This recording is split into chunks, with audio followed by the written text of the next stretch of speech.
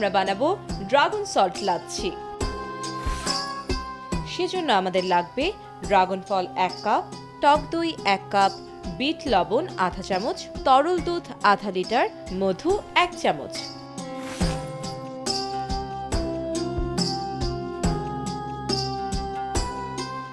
Dragon salt lassi বানানোর জন্য সবগুলো উপকরণ একসাথে ব্লেন্ড করে নিলেই তৈরি হয়ে যাবে মজাদার ড্রাগন সল্ট লাচ্ছি।